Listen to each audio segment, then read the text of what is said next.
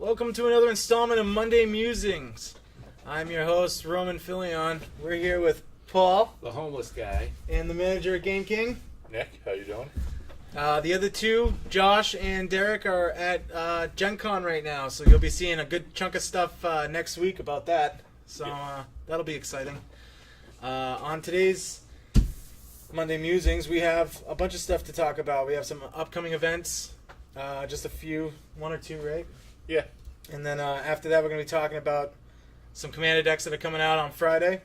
L5R, next Monday, we're going to be starting to talk about it. We're actually going to have a box. Yeah. Yeah? We'll have some cards to look at. That'll be sick. That'll be nice. Derek got stars at Gen Con, so. Yep. On top of that, we're going to be talking about Star Wars Legion, new miniatures game that's going to be based off of ground troops in Star Wars. And it'll be kind of cool to start talking about. Then we have a couple things going on over here. Let's start it off over there with Nick. What do we got going on in upcoming events? It's probably gonna be a slow couple of weeks. We do have, a few things come up as we kind of like move down the road towards pre-release again. Yep. But nothing too huge like Magic-wise in store. We have Adventurers League up and running on Mondays, which is super fun. Yep. So there's a few things we're going to talk about with that a little bit later. We'll probably try and do a sealed tournament for the new Commander when it comes out. Everybody will get like a random deck, and we'll fire some pods. I like that. It's a good segue into what we're first going to be talking about today. The Commander decks coming out on Friday. They are going to be tribal. We have Cat, Dragon, Wizard, and what else is there? Cat, Dragon, Wizard, Spirit? Vampire. Vampire. That's what it was. Yep. Four of them. Yep. So, I personally enjoy the fact that the Cat one's coming out. The Cat one's going to be sick. Yeah. Especially with all the stuff that came out for Cats with the Mount Cat. Yep.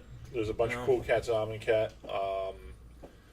The deck looks really cool. It's got like a strong theme with the equipment.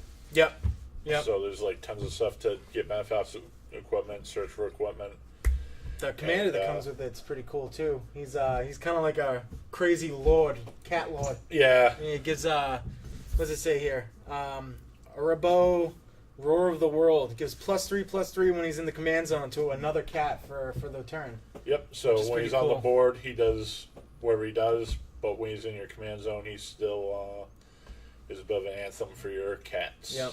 It's nice. It's kind of like Oribos. It's another one style like that where you don't have to really do much with them. Yeah, you're which is gonna really get a nice. benefit whether he's out there fighting or sitting in the command zone. Yep. Giving orders.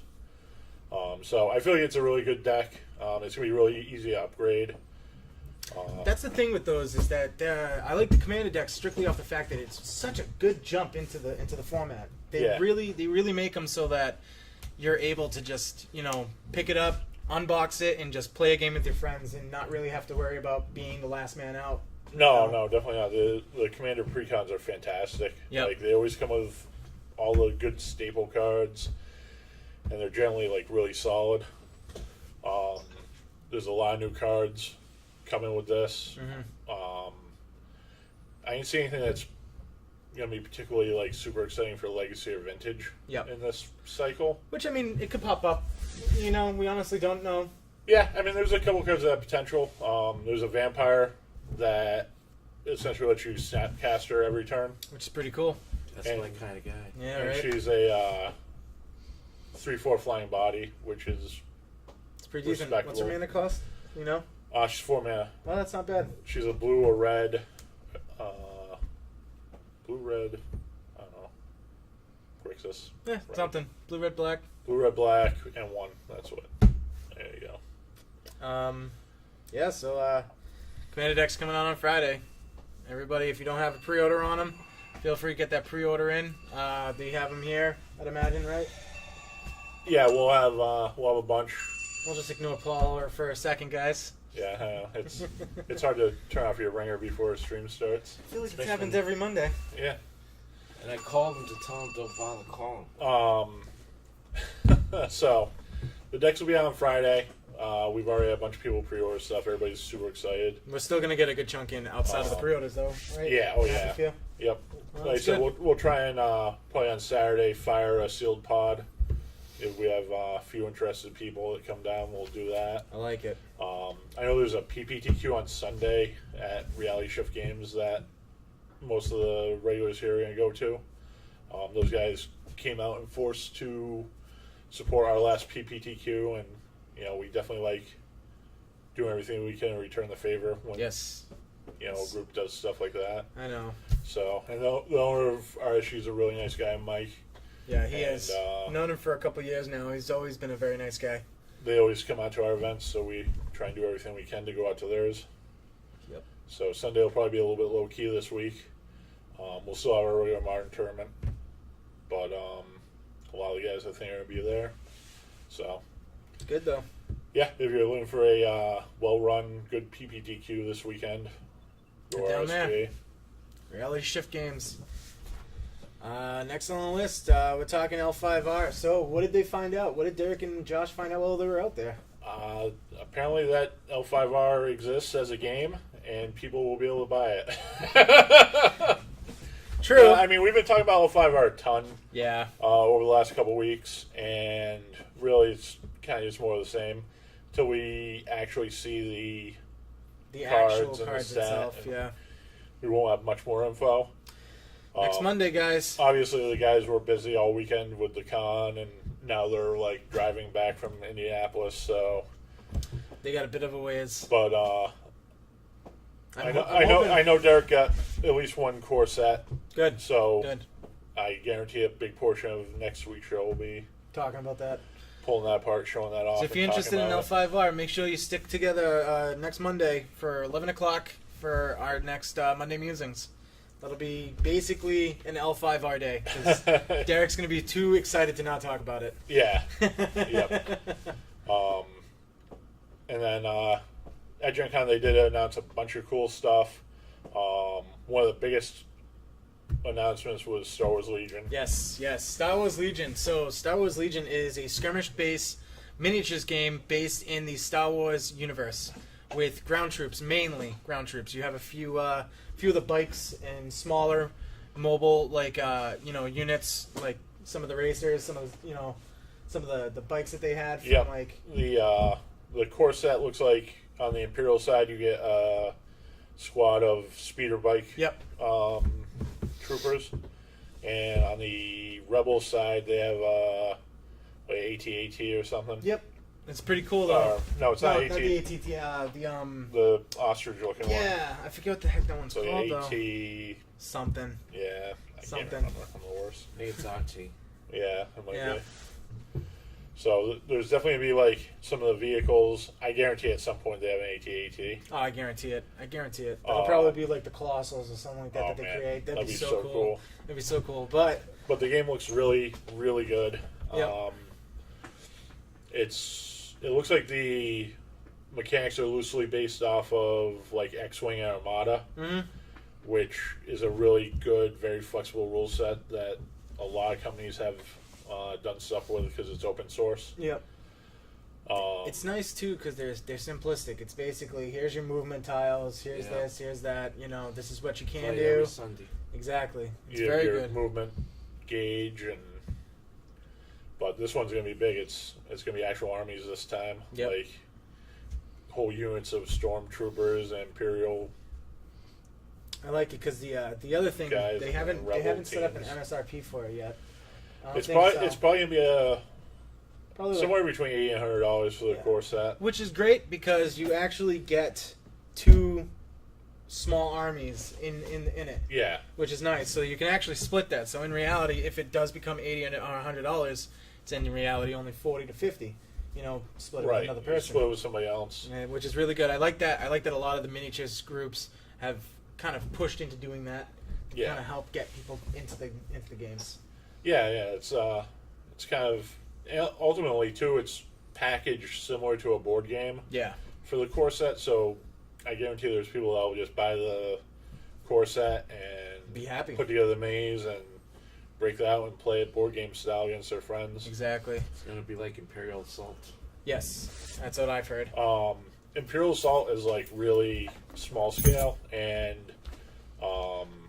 the main mode of Imperial Assault is a story-driven campaign mode.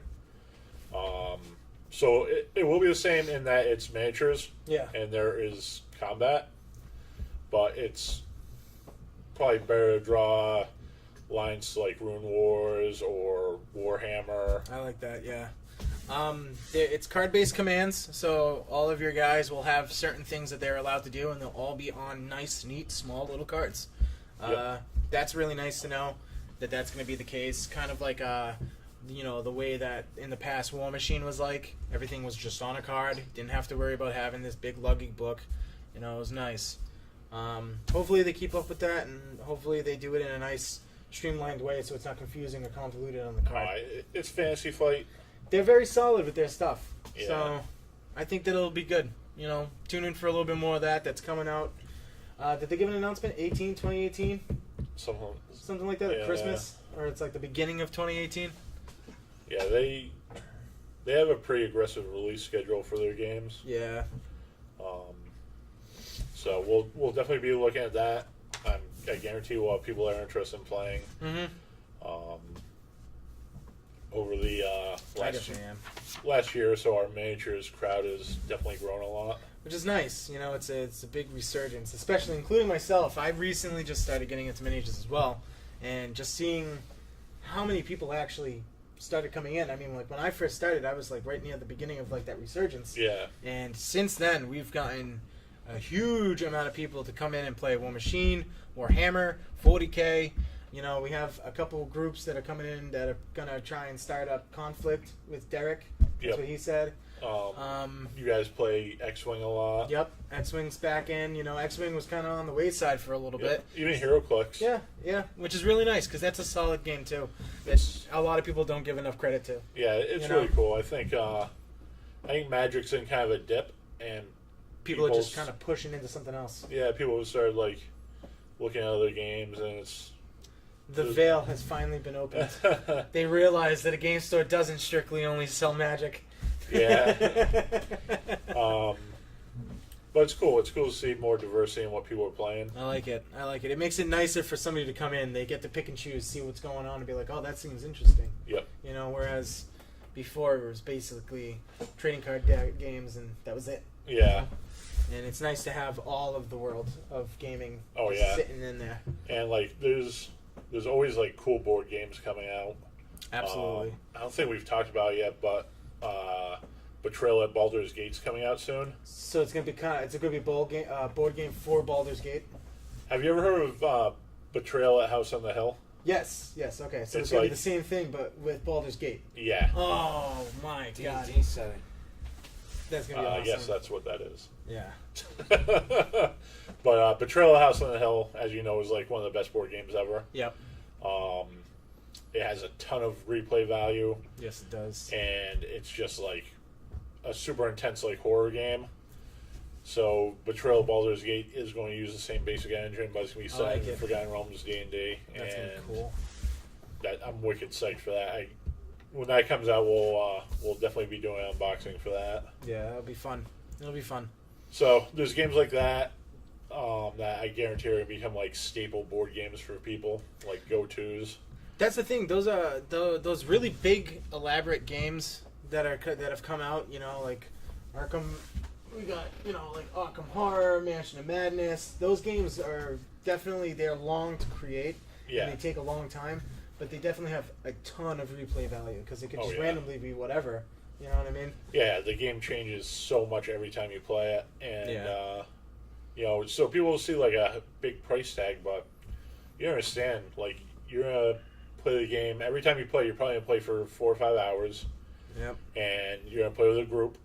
And it doesn't go away once you're done with it. And every time you play, it's gonna be a different experience. Spend $60 on a video game, you finish it once. Normally, you trade it in, and you leave it on a shelf to collect dust. Right. You spend $80 or $90 maybe on one of the really big board games, but you're gonna get 5 hours a shot for eternity, 4 to 6 people. Yeah. Forever. Yeah. As many times as you and your friends get together to play. Yep. So it seems like a large amount of money for some of these games out of the gate, but really the amount of entertainment you're getting out of them is 1,000 times It's monumental. what you're paying. Yeah. It really breaks down like pennies. It segues us perfectly into our next thing, which are an RPG that just came out with a cool rule book. Yep. Starfinder. It's Pathfinder, but for the sci-fi version, if you say.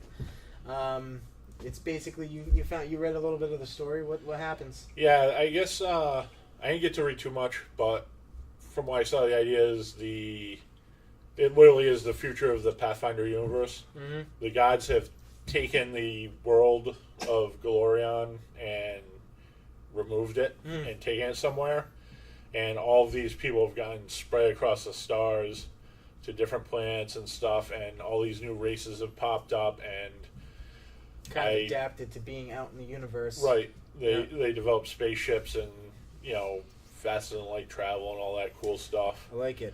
But there's still like mystics that cast spells and magic items, and then there's also like super science. So it's very much science fantasy. I like it. And it is 100% like the distant future of Pathfinder. I have the core rulebook right here, which, just like the Pathfinder core rulebook, it's a giant, thick, meaty tome. It has literally all the rules for the players and DM to start playing. Got a nice front page that has all the different planets, I imagine, in the Yep. universe that they have it in. Yeah, that's the solar system. I like it. The artwork's great. It's a beautiful book. The system is very, very similar to Pathfinder. Yep. So if you're familiar with playing Pathfinder, you're going to be able to pick this up really quickly. I like that it's science fiction. You don't see that nearly as often popular-wise as like, the fantasy style and the RPGs. And I think the fact that this is more of science fantasy Yeah. is really going to attract a lot of people. You get kind of like a very different feel than hardcore science fiction. Yeah. I mean, that's the thing. It's more like Star Wars is really science fantasy. Yes. And this is also going to have like a similar feel where there's like mysticism and it's not just hardcore like scientific breakthroughs of led people to space. It's not like just straight up space opera. Yeah, which is nice because it's got that still like it looks to me like there's still like sword fighting. It's not all gun toting. Oh yeah, there's it's cool really melee nice. weapons. Yep.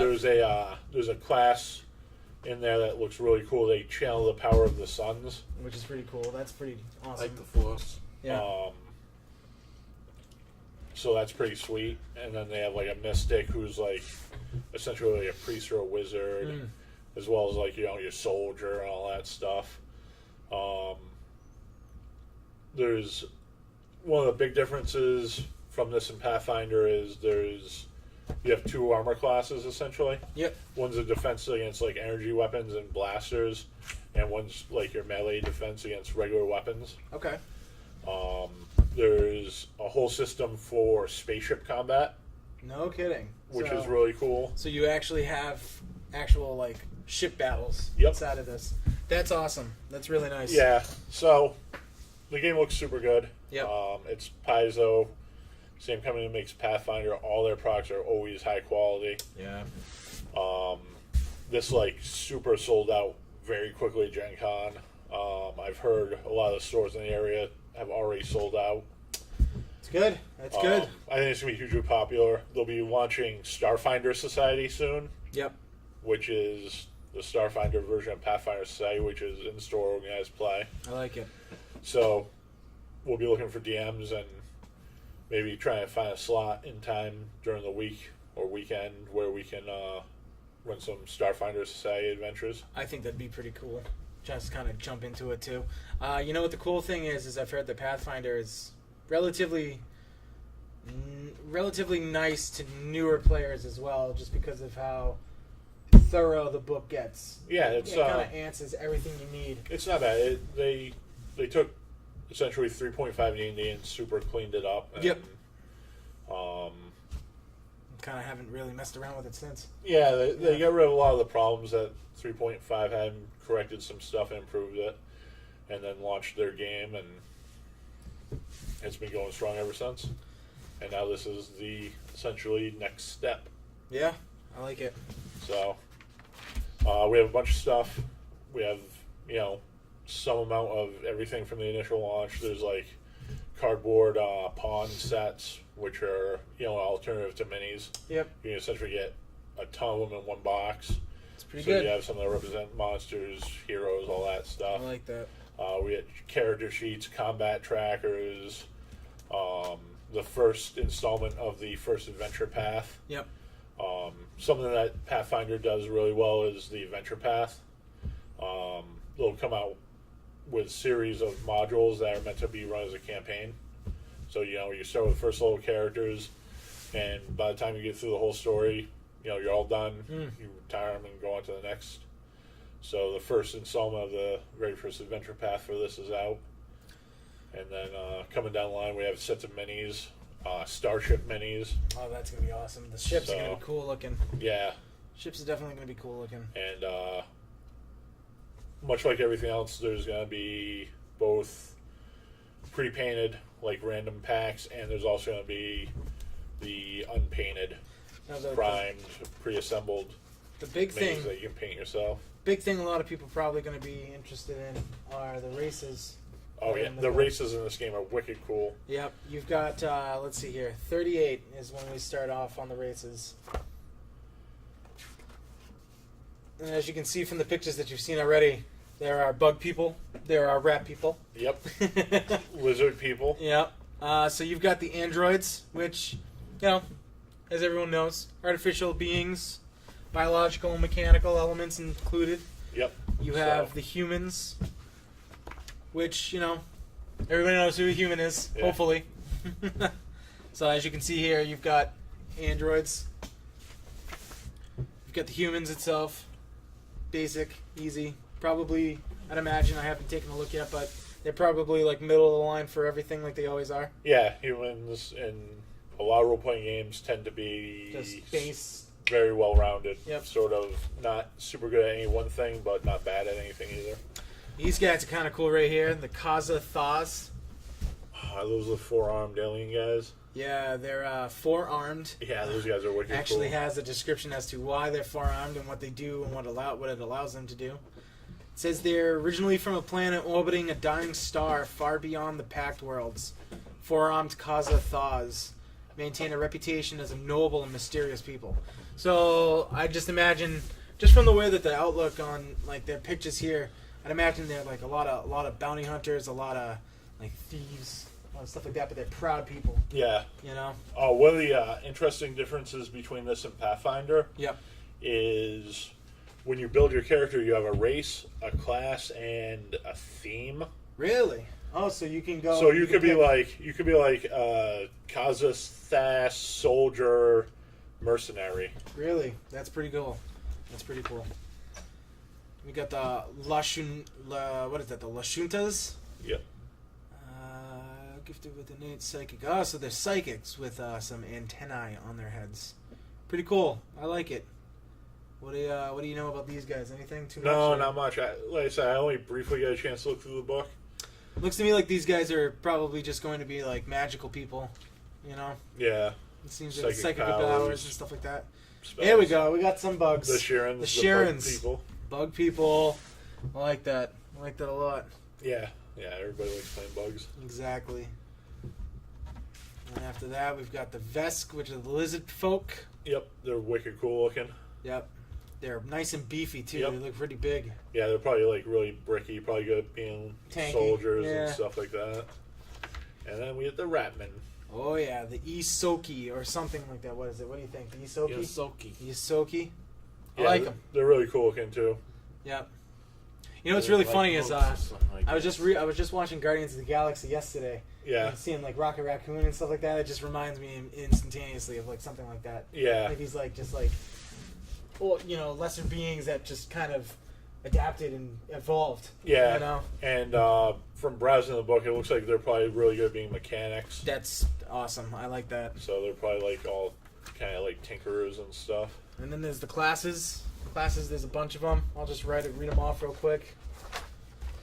For classes, you have Envoy, Mechanic, a Mystic, Operative, Solarian, Soldier, Technomancer, and the archetypes in between all those. Yeah. So the Envoy is kind of like a bardish sort of diplomat class. Yep. Mechanic is obviously good with machinery. Yep. I'd imagine he's probably a healer type for androids and Yep. like the machines and stuff Machinery. like that. Yeah, I know one of the builds. I think they can get like a drone. Ooh, very nice, very nice. So it's something that can kind of scout ahead. And not Yeah. really worry about. Yeah. Mystics are going to be like your priests or wizards. Yep. Operative, I believe, is like a roguish type. Yep. That sounds about right. The Solarian is the guys that can tap into the power of the sun. That's cool. That's cool. So it's like They a magic get, ability. they get like a mote of energy that they can transform into armor or weapons. That's nice. Oh, I like that. And the you Force. And you Yeah, pick kinda. either like a light color, a sun color, or a black hole, Yeah. and they have different powers depending on which choice they make. Now I'm interested in the Technomancer. Yeah, that guy's gonna combine technology and magic. Yeah, which that's is kind of pretty cool. sweet. That's kind of cool. So Yeah. So if you're in the area, come on down. I'd imagine that there'd be somebody out there that'll want to DM for this, and if you want to, feel free, come on down. And if you're not in the area, go check it out. You know, set up one on your own. Yep, it's definitely gonna be a really cool game. There's gonna be a ton of support. Yep, 100% worth checking out. I like it. So what's up on the next? What's next? You Well, thinking? we have a bunch of stuff to look at today. There was a bunch of new releases last week. Yep. Starfinder was the first of them. As we can pop this baby open, Ooh, all right. crack So open a pack. I've never heard of this game. What is this? Well, we talked about this the other week Yep. when the trial decks came out. This is Dragoborn. It's Bushiroad's new game. Yep, It's kind of medieval fantasy, magic themed. I like it. The gameplay looks like very similar to like Magic in some respects, and Duel Masters, which was actually a really good game. It's still super popular in Japan. So basically, you build your deck as creatures, spells, all that stuff. You have several territories that you control. Yep. And you have to protect them from your enemy. It's essentially your life total. And this game's cool. It has resource dice that Yep. you can roll and spend to enhance your creatures or add extra defense to your territories. Okay. So it's kind So- of like a tower defense / magic style game. Yeah. Where you have to kind of keep the tower safe. Probably wouldn't it be more like World of Warcraft? No. No. World of Warcraft was. Nope. No, because Warlord you have your warlord. You know what I mean? Where This has a lot of similarities to Magic and Duel Masters. Yep. Or Kaijudo was the later incarnation in the United States. Yeah. But Kaijudo. Kaijudo was super fun. It was super fun, but it failed miserably. Yeah, I don't know why, but that game we played it a bunch. That game was really It was good. definitely good. It just stinks that they kind of they stopped focusing on it so much, and they were like, all right, we're just gonna put that one to the wayside. Yeah, because just- they caused that. It's always been, I guess, vastly more popular in Japan. Yeah. But this game was designed by the guy or one of the guys that created Dice Masters. Nice. Um, Oh. so, as always with Bushiroad games, there's like a little box topper pack in there. That's those are the starting resources. Oh, okay. So basically, what happens is for whatever colors are in your deck, Yep. you start with X number of resources in play. Okay. So it like helps fix your mana, and then at the beginning of your turn, before you draw, you take the top card of your deck and you put it down into your resource row, and whatever color card it is, That's what you can adds use. resources for Okay. that color. So the booster box came with a pack of extra dice, Yep. So one of these- each color, I was gonna and say. I assume that's probably one of each color Yeah. resource. Yeah. So I'd imagine, yeah. It seems like there's 5 here, maybe a little few more. Oh yeah. So We've got the shield.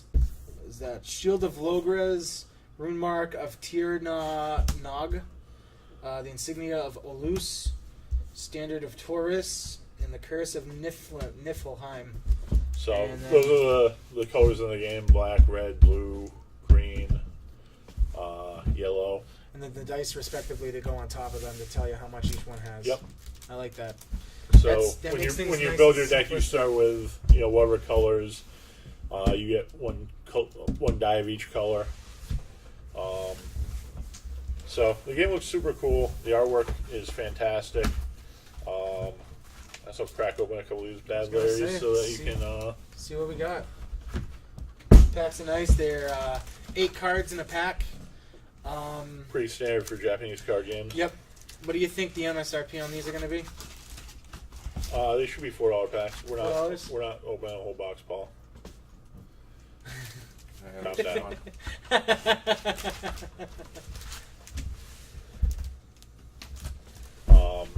Bushiroad's a really good company.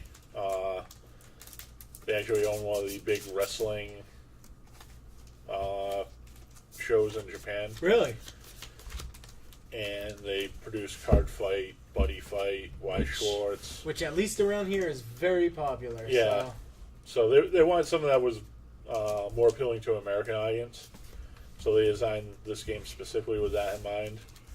So let's crack on. The cool thing about Bushiroad too is we'll have just like oodles of like promos and support for tournaments. I was going and to say, stuff. I know that they do that with, like, Card Fight and all that stuff. They usually, like, toss you, deck boxes and Yeah, we get all kinds of specific cool cards stuff. that they have, like, alternate artwork on them. And So we have a pack here. Spider. 8 cards. The cards are like really full art. They're Yeah. really cool. These are nice. I like these. They have a nice flex to them. They're not flimsy. Yeah, You yeah. know? Bushiroad card stock is always like really, really strong, solid. It's like a heavier card stock than a lot of card games. I like how even these, like, simplistic ones, they kind of give you an answer to exactly what each thing is. Yep. So, like, ambush, you may pay 2. I don't know what the 2 is. I'd imagine to be this. To play this card from your hand face down at one of your forts. And then they have auto, which I'd imagine is when it comes out onto the battlefield.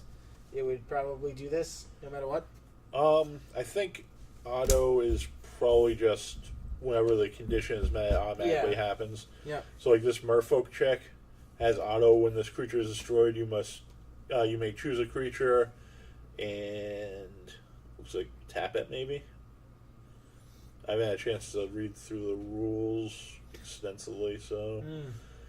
And it also has auto when this creature is destroyed. Put this creature into your resource zone. Oh, so that's kind of cool. So you Yeah, can turn so it she's into a pretty good. resource. Yeah. I like that. She's a 0/1 too with EDR. This one also says LDR, so Yep. I'd imagine there's separate different types of defenses. Yeah. So it's it should be attack and defense. And then what happens is when you flip it off the top, if it's a resource, you put it the other way, so the resource symbol's up, Yep. and you know it's a resource, not a creature. I like that. Um, Kind of goes hand so we in have this hand, chick. so- She's a 4/1. Summon this creature. Fort Burst. When this card is a barrier and would be put to your hand due to damage, you may play it. You may play this ability instead. Oh, this is pretty cool. So she's a 3-cost creature, but if she ends up in your fort face down, when the card's destroyed, when the barrier is destroyed, flips she back just up. automatically flips over and goes into play. And she's a full 1, apparently. So that's pretty good. Is my rare. 0 Mecha Warrior. The rares, I forgot they're double. They show gold. RR is the double rare, is the gold. Which, let's see here, is white. We've got uncommon, common, uncommon, silver. That's a common, that's a common. This is uncommon. I like that. So this has 4 here, so this might actually be more than the other one. Yeah, it's probably a super rare. Yeah, And 3 silver dots is These gonna sound be like rares, I commons. guess. I'd imagine. Yeah. Yeah, it looks to be that way. These are really cool. The Oh, it's artwork crazy. on This these are pack had actually like really 3 nice. rares in it. Well, no, that's Yep. Yeah. Wow. Couple uncommons. That's pretty cool. So there's also like spells like Nature's Touch. There's Ambush 2. You may pay 2 to play this card from your hand face down at one of your forts. Auto, when a creature at this fort is destroyed during your opponent's turn, if this card is an ambush, you may summon that creature. So it lets you get out the creatures that are in your forts. I like that. There's a huge incline of a bunch of stuff that you are allowed to do with this game, and it's nice. It's good to hear that stuff. Yeah, the game looks super solid. And then I got like 3 rares. They're all like cool looking stuff here. I got like a named character, Plato, accomplished scientist, another merfolk dude. Nice, very nice. The Prismatic King. He's like a werelion. That guy's cool. He's a 5/5 for 5. All right, this guy's actually kind of sick. If you look at this rare. 0 Mech Warrior. So 0 Mecha Warrior. He's a machine. He's got a continuous effect of this creature cannot be blocked by creatures. Continuous effect of this creature cannot be chosen by opposing spells or abilities. So this guy's unblockable and hexproof. And when this creature's attack deals damage to a fort, you may choose an opposing creature and return it to its owner's hand. This guy's busted. He costs 6 though, so I don't know how quickly you're able to get all of that stuff, all of the mana base that they have in this, I don't know, but if it's quick, this guy's busted. I would assume that if Well, I you got think 6 you- blue resources, I think you start with. Yeah. I think you start with 3, Oh, and then there's each ramp turn too, I you imagine too. add 1 to your resource roll. And there's definitely ramp because some of the creatures, when they die, become resources. Oh man. This card seems nuts. It's 4 costs, draw 2 cards, but you can spend dice to make it 3 cards or to play it for free. For 1 dice extra too, so we can actually technically become. It would be a 5, I would imagine, and you would get an extra card. So draw 3 cards for 5. Not bad.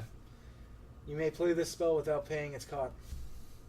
So I guess if you spend a die showing a 6, you can just play it for free That's kind of cool. and draw 2 cards. That seems pretty good. Yeah, I'm excited. I've got to read the rules on this game. I got to try it out, see if it's But fun.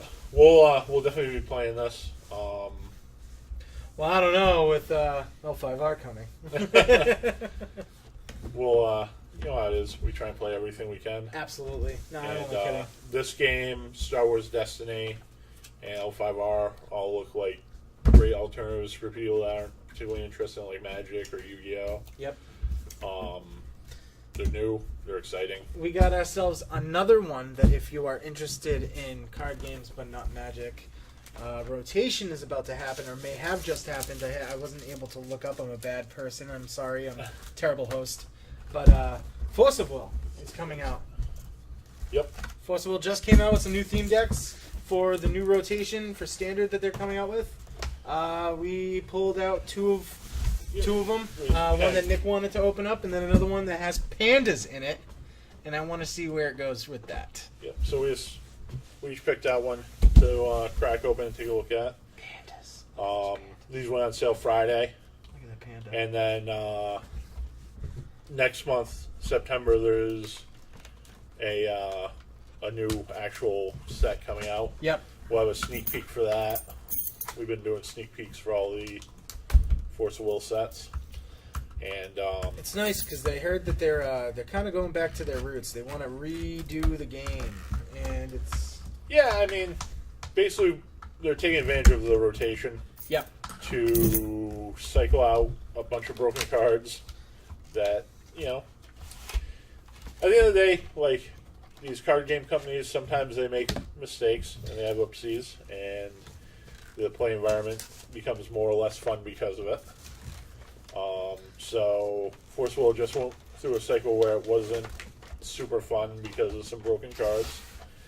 and they're all going bye-byes. Which is totally fine for people starting in the game. So I know a bunch of us are planning on jumping back in because it's just going to be a really, really solid time to do so. Yep. And the best thing is with these theme decks to get into the game. These theme decks are very well worth it, strictly off the fact that they come at you with quick rules guide. Yep. You flip that over, shows you how to win, where everything goes, how to read all the cards. If you look here, 2 pages, it tells you literally everything on here as to what the Force of a glossary, like the keywords, all mean. Another way, this is not a quick guide, this is actually the full rules. So one-sided, thankfully, which is nice. It's Yeah, completely the one-sided. Force of Will is not a tough game to learn. Nope. It's Especially loosely- if you ever played Magic or Yeah. like WoW TCG. Probably even like Hearthstone. If you played any of that stuff, you could probably pick this up really quickly. Makes it nice and easy with a nice little mat for you to learn how to play, where to put everything. And the cards look fantastic. Yeah. The artwork in this game is very, very nice. The card stock is very good. I like the back of them. They're very nice. Yeah, Force of Will is a great game.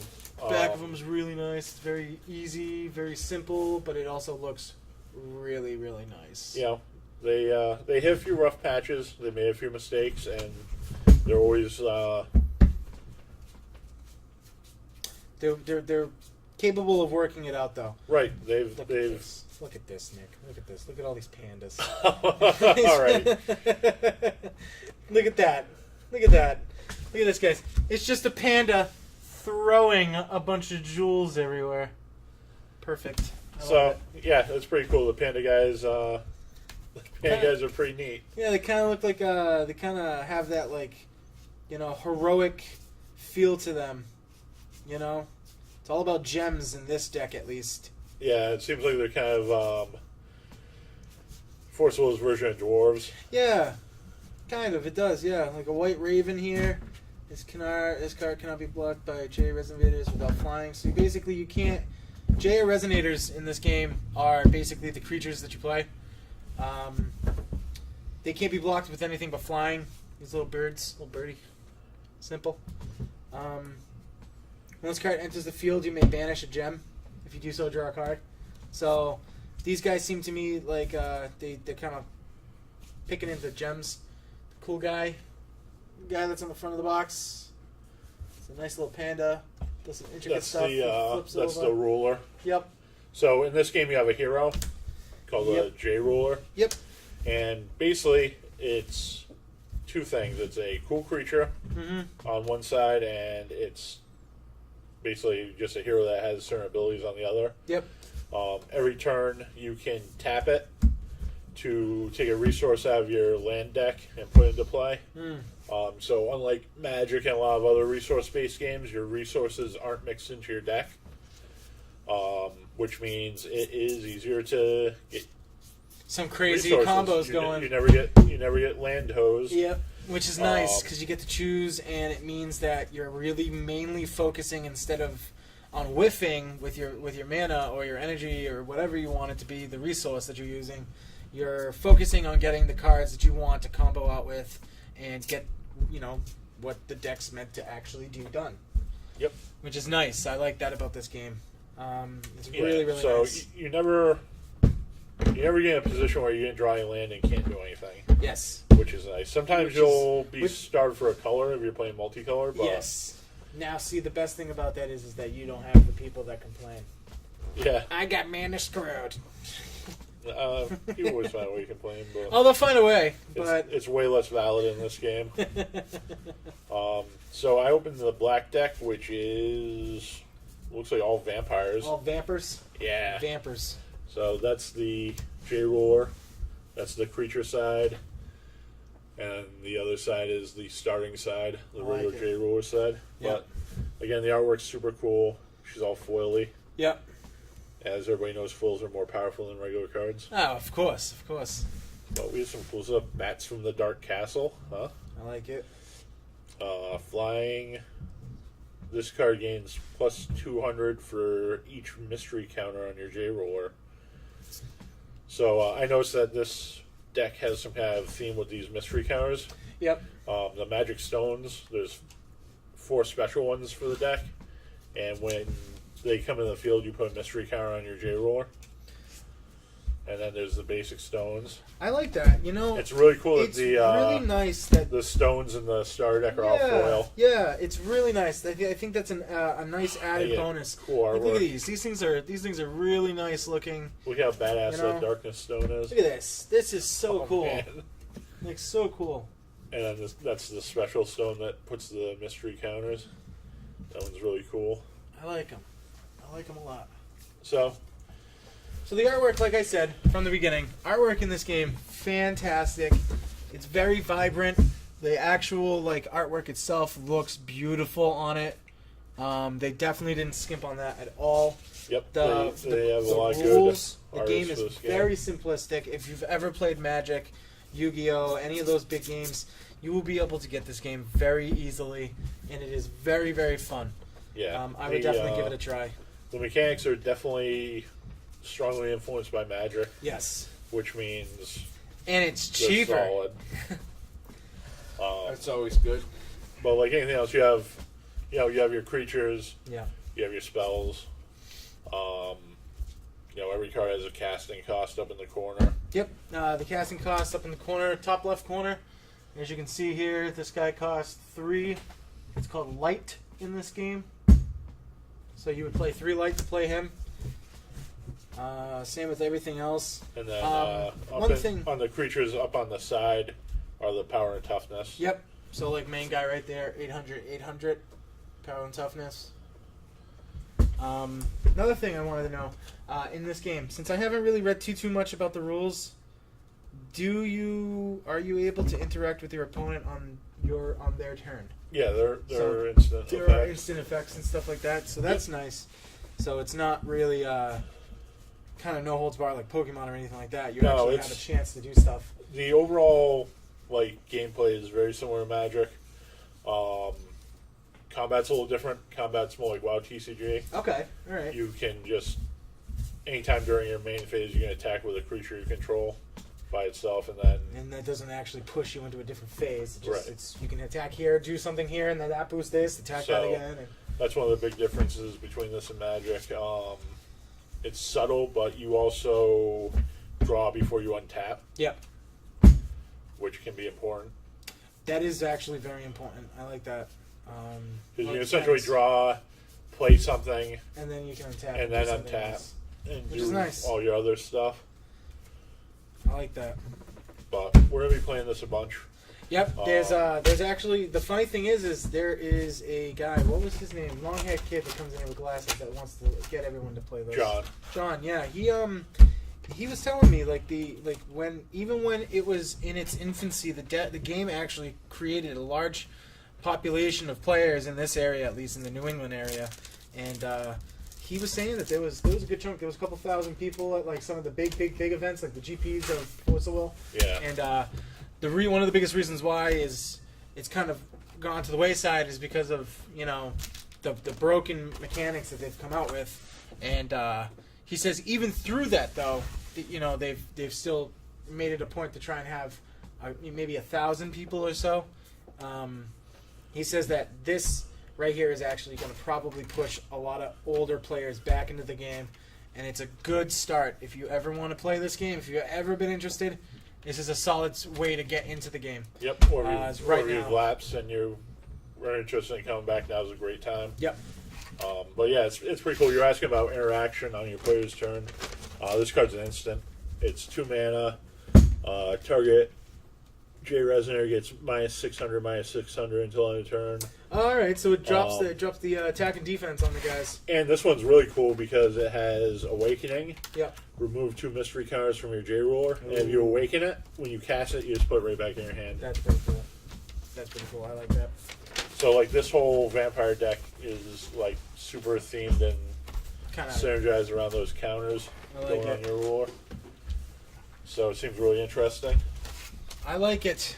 I think it'll be an interesting game to definitely try out. Oh yeah, we played it a ton when it first came out. We drafted it. I'll have to sit down with John one of these days this year and have him break it down for me. We all had like probably really crappy decks because nobody knew how to play and there was no meta and we were just playing. Yeah, but hey, still. But now that the game's a little more established, there's a really strong tournament scene for it, and which is great, which is really good. Yeah, it's a solid game. So check it out. Yep, we'll be looking at trying to get tournaments and stuff going. Yeah. As the new set comes out, we'll be having a sneak peek for the new set when it comes out. That's what going to be early September, isn't it? Yeah, it's sometime in the next few weeks. Which is good. So is this new stuff? This is brand new. This is from the new These set. are the new starter decks. Okay, there you go. So you are literally grabbing just came out stuff. Friday. Yep. These are things that have never come out. So $20, $19.99 usually for these MSRP, I'd imagine. Yep. $19.99. So we have them in stock. If you're interested in learning how to play and get into it, come down, pick one up, and start learning. Yep. And then when the new set comes out, go from there. Yeah. Figure it out. Give you an opportunity to really start like super getting into it. So what else do we got today? What else do we got on the plan? We had a bunch of GW releases last week. I figured we'd take a quick look at some of that stuff. Sounds good to me. Sounds good. We got an actual box for the Primaris Interceptors. That's one of the units that comes in the starter set. So you actually got some boxes here. This is an actual full kit.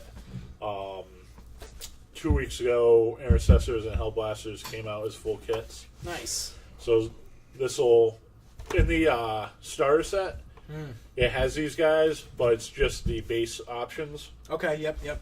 These actually have all the different the different weapon options, multiple heads, all the extra bells and whistles. So if you picked up the starter box, basically, this will give you the option to make and create different weaponized pieces to your 40k army. Yeah, I imagine. basically. The Primaris and Scepters. So these guys are basically flying jetpack, fast attack guys. I like it. They're pretty cool. So they have, with the kit, they have the option for the plasma guns instead of just the crazy bolter guns that come in the starter set. It's not bad. It's not bad. Plus, not only that, but you also have the option of, pulling off on top of these guys. You also have the option of just creating more to create your unit to make it larger. Yeah. Plus, add a few extra things. So if you like those guns, you can keep having those guns. If you like to have, just the plasma exterminators on these 3 guys, and then just add them attach them to the unit, perfect. Yep. That's the thing. It's always cool that a lot of times the starter sets will be designed to be quicker and easier to put together, and then they'll come out with full kits afterwards. Yep. So that's the newest full kit for the Primaris Marines. They came out with 3 new boxes of basing material. Love these. I actually really like these. $25 gets you one of these boxes. You got vines, barbed bracken, which I'd imagine is just kind of just different leaves and barbed stuff, and then skulls. Lots and lots of skulls. Yep. So these are really cool. So the detail on these are absolutely breathtaking. The video quality on this doesn't do it justice. They're very, very good. If you want to have a solid base on your models, on your larger models, some of these are small enough to go on the smaller ones. Look a little funny though, unless you're kind of mold them to be standing on it, which would be cool. Oh yeah, if you look at the side, they show some examples. Yep. See, so they have a bunch of guys kind of just standing on them, stuff like that. So this stuff's good for your terrain and scenery. It's good for basing your models. Yep. These are really nice. You've got vines that go on walls. You can put them on. Stuff is that it says that you can even bend them around your tanks and everything. That's so you can have a tank that's been sitting, which is kind of cool. I like these. I like these a lot. They come. Do you mind if I open up one of these just to kind of take a look? Yeah, go ahead. So these guys, it's cool because I'd imagine these. It looks like they kind of just come on, you know, just a regular old sprue. Thank you. I don't know why my mind was blanking right there. Sprue, and you just pull them off. You know. So these like, yep. GW's always made pretty decent basic materials and stuff, and it just adds more dimension to your models, makes them look cooler. I like them a lot. You know, it's cool. You don't necessarily need any of this stuff, but No, but people it's want still cool, unique looking figures. So, oh yeah, that's cool. so Yeah. you get a bunch of sprues of lichen or vines or whatever, and Yep. you just clip them off, and you can. They're very bendable.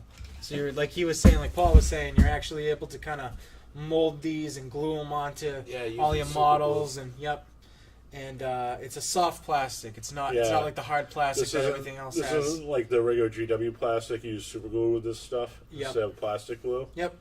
And yeah, it's super bendy and I like it though. I like it because if you actually look, like I said, the video cameras won't do it justice, but there is actually some very good detail in the leaves, in the vine itself. I think they did a very good job with these. yeah, these are really cool. Yeah. It just And- adds a whole new dimension of like detail to your Exactly. scenery. You and know, your kind of tells a story. models. Helps tell a story with your stuff, which is really nice. You know, but yeah, those just came out. Those are right now MSRP $25. You know, you get a good chunk too. If you want, you know, $25, they get you, you know, a big amount of them. Yeah, Especially if you don't use the full vine. You're gonna be able to do a lot with just one kit. Yeah, which is nice. Which is really nice. Yeah, that's And then the last thing I have, super cool because if it's one thing a gamer likes, it's dice. of course. So we have the Adeptus Astartes dice, which is essentially Space Marine themed dice. Nice, very nice. So for $20 you get big old solid brick of them. Comes in red, blue, black, and white. Yep. So 4 color combinations for the different Space Marine chapters. Yep. I like And it. they're really detailed. They're cool looking dice. They all have like the chapter symbols on them and skulls, and they're kind of like high tech looking with the kind of circuit board pattern. Yep. So these are really sweet. If you want something like cooler than just like regular derpy D6s, you know Got what? some fancy stuff. There you go. There you go. Comes a semi-indestructible, rock hard, Pretty thick plastic, I thick noticed. plastic cube. It's the same ones, actually. I'm pretty sure these are the same ones, but just longer for the Blood Bowl dice. Yeah. Yep. So, if you Yeah. if you ever picked up the Blood Bowl dice, same kind of casing, just longer. Yep, Just the kinda lid holds just it. clips on, Yep. clips off. They're stackable, which is kind of cool. Yeah. So you're on with a bunch of sets. They nest. The bombs nest on the lids of. That's and kind you of can cool, just stack actually. them up. So you can kind of plan For the accordingly storage. for storage. Yep. So yeah, I really like. GW went to these style cubes when Age of Sigmar came out. Yes. And I really like them. They're like really super solid, and they make really nice looking dice. Exactly. They're themed for, 40K, Age of Sigmar, and gamers love dice, so you might as well Exactly. have cool dice if you're playing Space Marines. Exactly. So we have these. And that's it, I think. So I think that's pretty much it for new products. We got something going on with the Adventures League. You want to yeah. talk about? We were running Adventurers League on Mondays at 6:30, which is organized play for D&D 5th edition. Yes. It's been going really well. We've had, a solid table every single week. And we've got extra DMs on board for, if the group ever grows and we need more than one table. So we've been playing through an adventure called the Sunless Citadel, which was the sort of launch learn to play adventure for D&D 3rd edition. Nice. Okay.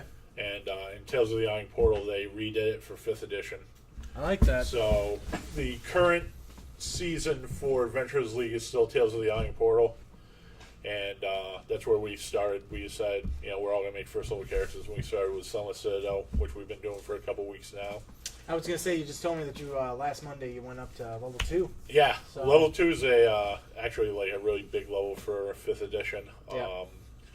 You sort of really start dipping into some of the like core abilities for your class, Which is and nice. stuff. They didn't push that on you immediately. Like level 1, it's like, all right, get you, try to learn the basics. Yeah. Learn everything that kind of makes an RPG an RPG. And then level 2 is when you get the, they get the sink your good teeth stuff. in. Yeah, you get so- the sink your teeth in. So like, I'm playing a paladin, and level 2 I got like my first spells, my ability to smite, Nice. cool There you stuff go. like that.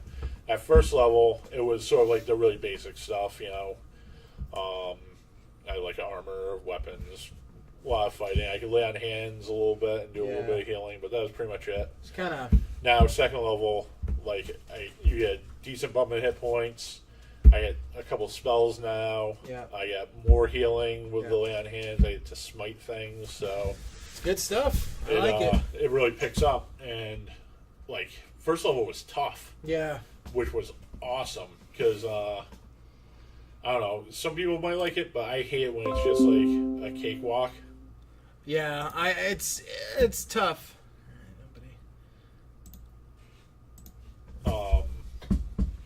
Yeah, I really hate it when it's just like you easily breeze through everything. There's no challenge.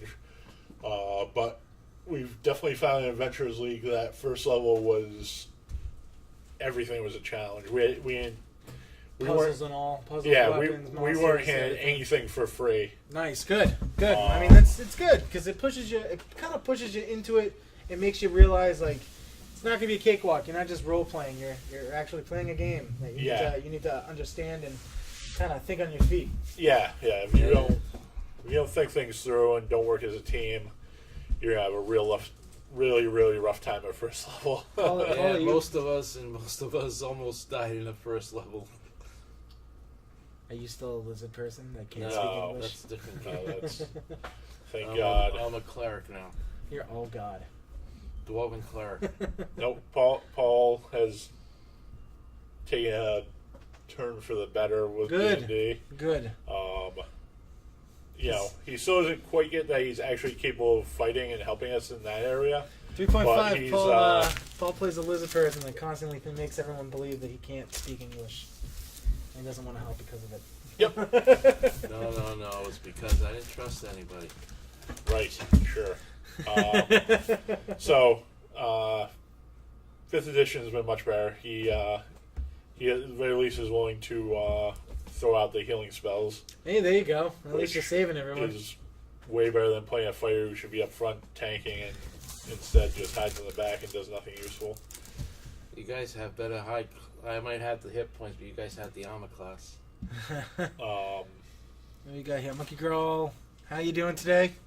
How's it going? I guess sometimes the chat's a little small, and Yeah, I gotta zoom that in just a smidge.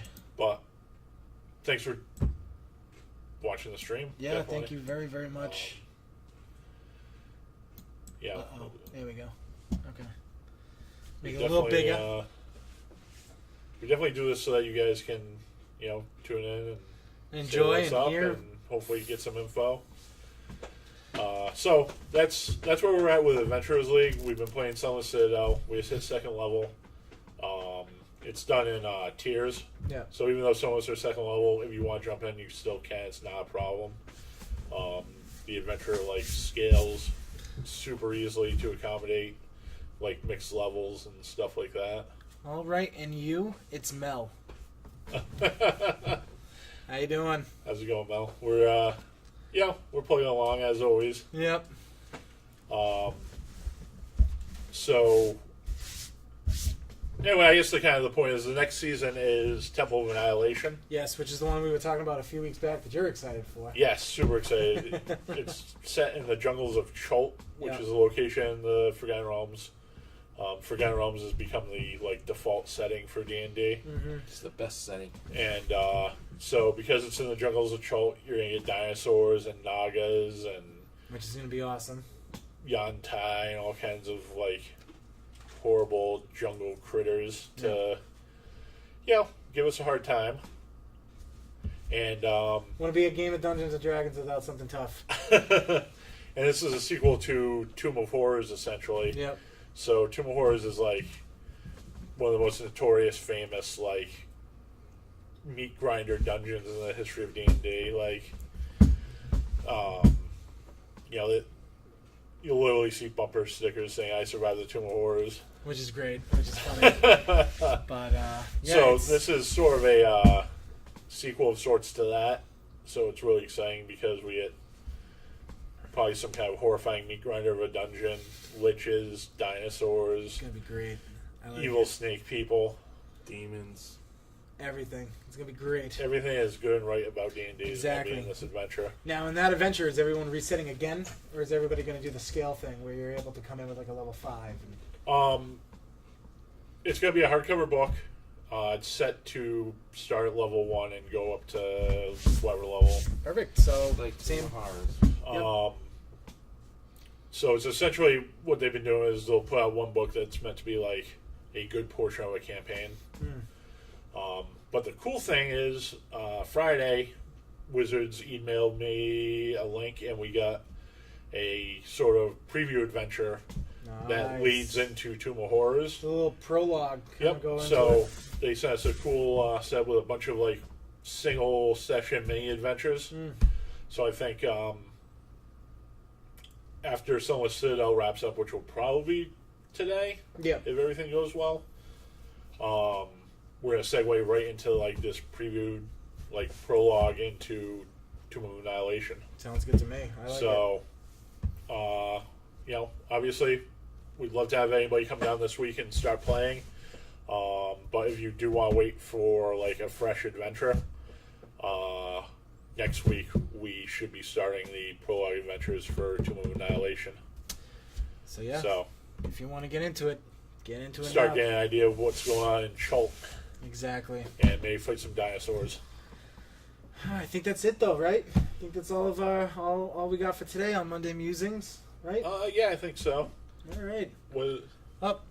What days do you play? What days do we play? Adventurers League is Mondays at 6:30. Yep. Who was that? Rindal. So, you know, if you don't have a Adventurers League character, we absolutely don't mind helping you build a character. You know, come down like an hour or so before start time. I think DM and you sent out some pre-constructed guys too as well. Yep, we have a bunch of pre-cons available if you want to go that route. Hey, Dark Raven. Hey, how's it going? So yeah, it's super easy to jump in. It's Adventurers League, so everything's designed to keep everybody like even with everybody else. Yep. Nobody's gonna like show up with like a wacky character with all like 20s in their stats and just be like, I swing and win. I'm super awesome-o. Get out of the way, plebs.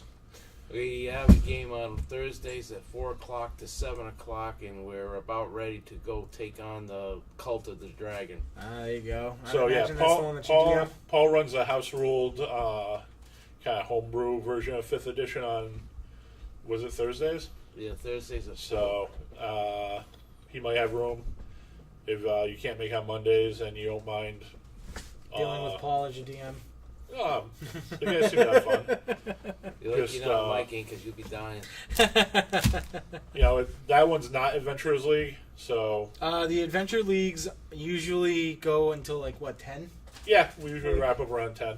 So like 4 hours, 6 to 4, 6 to 10. I mean, Yeah, generally.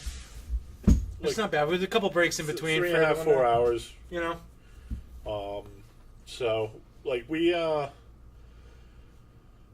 started doing Sunless Citadel, which is like an extended adventure, Yep. and it looks like we're getting through in about 3 sessions, Good. and then we'll go into a bunch of just one-shot adventures. The Tomb of Annihilation stuff that we got is all set up to be single sessions. Perfect. Get you ready for it. And then when Tomb of Annihilation comes out, that will probably end up being the focus. Yeah, we'll do a bunch of stuff with that. That's going to be the current season.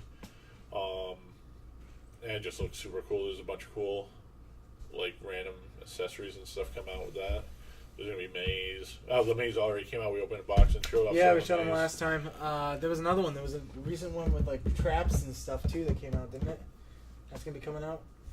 There's another book coming out in like November that's essentially going to be filled with a bunch of options for players. Yep. That's called Xander's Guide to Everything. I like that. That book's going to be super awesome. It's Yeah. essentially going to be like another player's handbook. Which is good. It's good. It's got all the other information outside of the handbook. The other cool thing about Adventurers League is the system they use is called Player's Handbook +1. Okay. So, like, if you've ever played D&D, like 3rd edition, Pathfinder, you know that there's essentially 1 million books full of options. Mm-hmm. Yep. The system Adventurers League rule uses for Adventurers League kind of it's limiting, but it also keeps things from like getting too out of control and crazy and broken. And Yep. you don't need to have 1 million books. You know, you get your player's handbook. If you see options in another book that you really like and really want to use, pick up that book and make that your +1, and then that's all you need for that character. Yeah. So It's definitely going to be an addition, a good addition. Oh yeah, 5th edition is great. Yeah. There's already a bunch of resources out for it. There's the Adventures of the Sword Coast has a bunch of player stuff in it. They need to make something more app friendly. Oh, they have. It's called D&D Beyond. Oh really? Yep.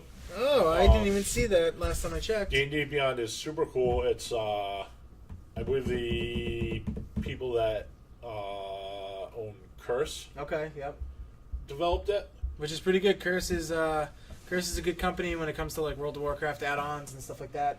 They've made a couple widgets on phones, so they're definitely a good company to really come from when it comes to applications. Yeah, so the app is super cool. You can use it for free and get everything that's in the free download core rules. There you go. You can buy books. Essentially, that's a one-time cost and unlocks the features for whatever book it is in the system. But it lets you build and track campaigns as a DM. Okay. It gives you access to a compendium that has all the stats, monsters, all the info. I like You it. can just look stuff up. It gives you a character builder, so you can build your characters, level them up. The free version, you can save 6 characters. Yep. And you can get subscriptions that unlocks it to be unlimited, and then you can pick up books to unlock full options for that book inside the character builder and compendiums. That's good. So, I've been beta testing the app Yeah. and webpage. How's it been working? The interface is really smooth. They got a couple of voice actors from Critical Role. Yep. And they started putting in sound clips of pronunciations for monster names in the monster portion of the That's compendium. kinda cool. So it makes it so that you know exactly how to say it. Yeah, I thought that was really cool. That was one of the features that they started enrolling a couple weeks ago. Umdal. Roll the tongue. Eye. That's Lord of the Rings. So, if you want some kind of app to help you manage your campaign, build your characters, level up your characters, check out D&D Beyond. It's really cool. They did a great job putting it together. Who's the homeless guy? Homeless guy, that guy right there? That's me. That's the Paul. homeless guy right there. We, Picked him up off the streets earlier today, gave him a snack and told him to sit down and be quiet. so, he Who's that? comes on Mondays and basically stares at the wall while we're on stream talking I was about going to stuff. say, yeah, he pipes in when it's something that he knows, though. Pipes in, I'll definitely say that. Yeah. There'll be some times where it'll be like today, for instance. It was like a nice big old conversation between the two of us, and I heard something come out of his mouth, and I kind of took a step back, didn't realize he was there. Yeah, we're still. The contest is still going on, by the way. We haven't determined whether we're going to keep the homeless guy or replace him with Chuck, the Space Primaris Marine standee. So, post on the YouTube uploads or whatever, or our Twitch page. And Send us the vote. let us know if you want Chuck, the Primaris Marine, or Paul, the homeless guy. Both of them are going to give about the same amount of oomph in the stream, so. Yeah, Thanks, pal. no problem. But I think that wraps it up for us today, guys. Yeah, it was a little bit of a short show, I guess, but We're going to definitely, next Monday Derek is and going to Josh. be a huge one. If you guys are in for the long haul, set up a timer now. 11 o'clock Monday of next week. It's going to be, I believe, the 28th. Boom. Yep. So the 28th, Josh and Derek will be back. We're going to talk a lot about L5R. Yes, L5R is going to be huge next week. What's, next week's going to be big. Oh, yes, that's right. We have ourselves an eclipse coming up to the North American area. If you are in like the Tennessee, Kentucky area, you're going to get a total eclipse. North Carolina is going to get, like you said, a partial eclipse. You guys over there in North Carolina, Dark Raven, are actually going to get way more of an eclipse than we are up here in Mass. But we're still going to have a good chunk of the sun taken out no matter where you're looking. Yeah, it's pretty cool. Yeah. I sort of forgot that they still did those. You forgot that they did those. Yeah. You forgot? Yeah, so... Naturally, it doesn't happen. It's just they forgot that they did them. Yeah. It doesn't happen in Squashville. So it was pretty cool to see a lot of talk about them doing one of those again. Yeah, they're just doing one. Yeah. They're just doing one, you know. I They, remember, they felt like doing it. They felt like... Yeah, I remember they did one when I was young, and it was like a really big deal. It got just like happened. It we just had like happens. the cardboard boxes with the mirror, so we could look at it without burning out our eyes. Paul, do us a favor. Stare directly at the sun today. Oh, of course we won't. No, we don't. That's terrible, Roman. It'd be even less useful than it is now. Oh, wow. But yes, that's supposed to start around like 1:30, something like that up here at least. So build your eclipse viewing widgets. Yes, don't actually stare at the sun, please. I don't want to hear anyone become blind because of something that we said. Yeah, I mean, Don't do that. you know, natural selection will take its course. Absolutely. Somebody will definitely blind themselves during this eclipse. It's probably inevitable. Paul will be even more in the dark. Absolutely. That sounds like Yeah, but Dantero would say. Yeah. that was very succinct. But stay tuned for next Monday. Next Monday is going to be a really big one. It's going to be Musings number 7. It'll actually be almost 2 months of doing this 7 already? Yeah. Jeez. Wow. So yeah, I mean next week all the Gen Con stuff. We might have some footage of Gen Con. Yep, they They had a GoPro with them. they did. Josh Dondero was dressed in leather armor for the entirety of it.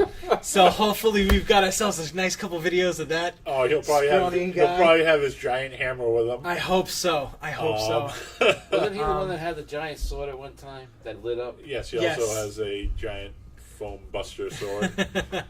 But many of you have probably seen if you've gone to any of our con appearances. 'Cause probably.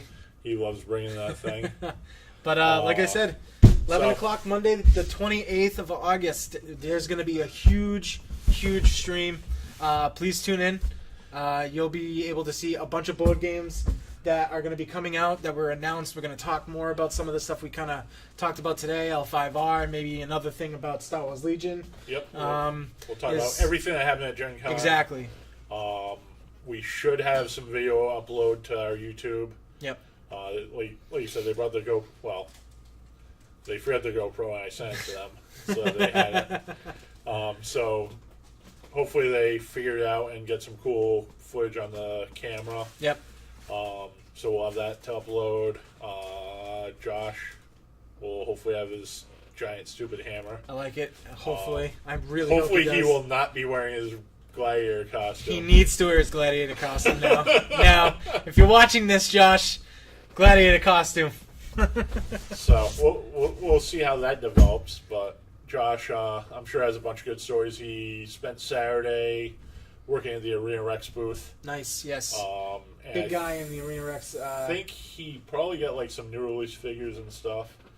I think Derek grabbed con exclusives for anything that seemed cool or relevant. I mean, you're getting the new War Machine Squire. Yeah. Hopefully he managed to give me one of those sweet con exclusive Voltaic Vixens. Yep. Which Privateer does this really cool thing for all their cons each season. They'll come out with a limited edition figure That's kind of like an alternate sculpt for something Yep. that you can use as a stand-in. This time it's Signar, and it's a swap out for a Swire, It's which a girl. is super cool. Yeah, they're always like, hot chicks. Yeah, probably. And- Usually, I mean, you have the horror turned into a woman. It Yep. turned into one, and then now you have the squire that's a woman. Yeah, You know? I try and collect them. I have a bunch of them. I have the shaman, Yep. which is a girl dancing on a keg in a alligator costume. Which is so cool. That's so funny. There's the blade bather. Mhm. It's the legion pot that shoots out the lesser war beast. Yes. Okay. Yep. But it Yep. has a Nis girl in it Yeah. taking a bath. You guys see a nice little trend here. Yep. The only one that wasn't a girl was the troll one. I have the troll one. He's really cool. It's the kilt tilter or something like Yeah. that. He's got like a keg and there's a little pig tipping up his kilt. So he's cool. I have him. And then there was a cool one for Kador. They've been doing them for a while, so we'll probably do that this year. It's Signar gets a turn. I like And it. I wouldn't be surprised if Games Workshop has a special figure for Primus Marines from the convention. I don't know about that. I do know that Derek did pick up some goodies from GW, which we'll probably take a look at. Very nice. Very nice. He might have also got a few treats from Forge World. Yep. There is. Yep. You're right. The Grimkin unit leader, Holden, I believe his model is going to be out there, right? And that was that. Is that who you're talking about? Which unit leader are you talking about? I don't know. I know there's a bunch of Grimkin casters that haven't come out yet. They probably pre-sold a bunch of stuff. I don't know if Derek managed to grab any of that stuff, but We'll find out. oh the yeah, Hollow Man, yes. they did a special con For Hollow Man for Smog Con. I got yeah. one of those guys. That's pretty cool. I He's, did like that one. Yeah. He's in the British Guard uniform. Mm-hmm. Yep. I actually forgot that one. They probably had more of those at Gen Con. A lot of times they'll like Overmake them. overmake them, and they'll whenever they have a con, they'll become available on the web store, and they'll have like a bunch of different con exclusives Yep. with them. So SmogCon was the British Guard Hollow Man, which is super awesome. Well, that concludes today's Monday Musings, guys. I am your host, Roman, again. For today, we have Paul, our homeless man. Again, take your votes onto our YouTube page. Tell us who you'd rather have. A nice cardboard cutout of a Space Marine or Paul. So that's it. And This we is have Game Nick. King, where game is game and king is king. Take care, guys.